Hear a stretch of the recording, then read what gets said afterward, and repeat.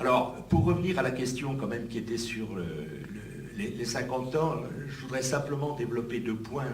Il me reste 5 minutes.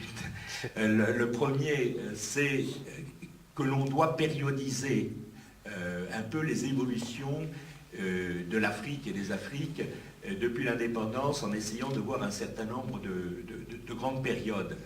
Je dirais que la première, c'est celle de l'indépendance qui a été précédée par les réformes d'après la Seconde Guerre mondiale, qui s'est traduit pour les anciennes colonies françaises d'Afrique par des transitions, notamment ce qui a été la communauté franco-africaine. Le Mali, qui a été à l'époque le Soudan, a voté oui, alors que par exemple la Guinée a voté non en 1958 à ce référendum. Et ensuite, il y a eu des indépendances qui globalement se situent autour des années 60 pour la plupart des pays, en tout cas francophones. À ce moment-là, vous avez eu plutôt mise en place, on va dire, de structures étatiques assez lourdes. Alors, dans certains cas, on avait plutôt ce qu'on peut appeler un capitalisme d'État, c'est le cas de la Côte d'Ivoire.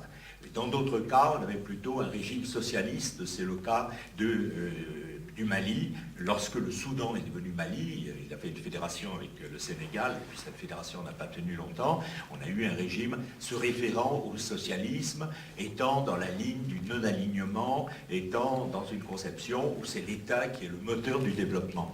Et puis ensuite, on a eu des évolutions, souvent des régimes militaires, ce qui a été le cas du Mali avec Moussa Traoré. Et on a eu ensuite une seconde phase qui est apparue globalement vers les années 75, à peu près dans tous les pays, où les pays se sont endettés très fortement, où il y a eu mise en place des politiques de stabilisation et d'ajustement, et des politiques de libéralisation de l'économie, de privatisation. On en a vu un exemple qui est venu plus tardivement, c'est 8 commas, mais il y a eu donc un changement important de la politique. Et puis, à partir des années 95, on va avoir plutôt une nouvelle situation où les économies qui étaient très fortement endettées commencent à être véritablement désendettées. C'est ce qu'on a parlé dans le film, les opérations PPTE pour les pays pauvres très endettés. Et pour prendre le cas de la dette du Mali, le Mali avait une dette d'environ 100% de son PIB, ce qui est à peu près le cas de la plupart des pays africains, alors qu'il est tombé à peu près à 20% de la dette par rapport au PIB. Et donc, la communauté internationale a mis d'autres conditions, qui étaient des conditions de relance, de conversion d'une partie de la baisse de la dette en objectif, notamment du millénaire du développement, priorité donnée à l'éducation, priorité donnée à la santé, avec effectivement certains résultats. La baisse de la dette, le fait qu'il y a eu quand même beaucoup plus de fonds sur l'éducation, fait qu'il y a eu une augmentation quantitative de la scolarisation, au Mali notamment, même si la qualité n'a pas suivi, comme ça a été dit. Il y a eu des améliorations dans le domaine de la santé également, on pourrait revenir dessus, par rapport à un certain nombre de campagnes de vaccination notamment. Et puis je dirais qu'aujourd'hui, on est peut-être dans une nouvelle configuration qu'il faut prendre en compte. C'est le fait qu'aujourd'hui, je le disais tout à l'heure, l'Afrique a diversifié totalement ses partenaires, qu'aujourd'hui, on a à nouveau investissement important, notamment pour les ressources naturelles du sol et du sous-sol qui sont convoitées.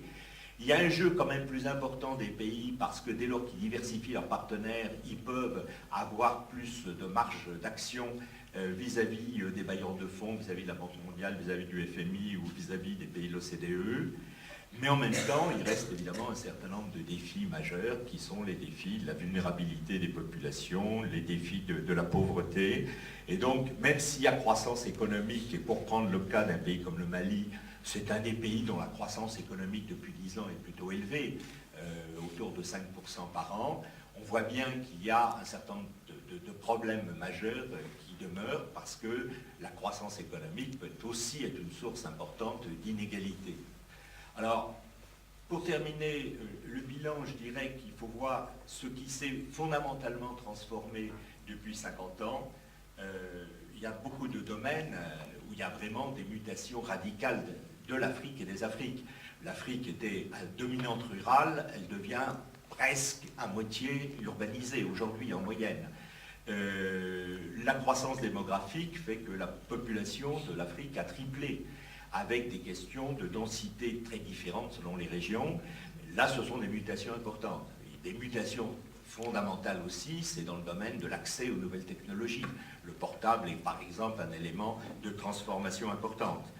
Dans le domaine, disons, du champ du politique, il y a des réversibilités, il y a eu quand même des progrès, on va dire, pour sortir de régimes totalitaires. Ceci étant, il y a également des régressions possibles, notamment avec des coups d'État militaires récents, et donc la démocratie, elle n'est jamais totalement sûre. Il y a des modifications par la montée également d'une classe moyenne qui apparaît notamment du fait des marchés urbains.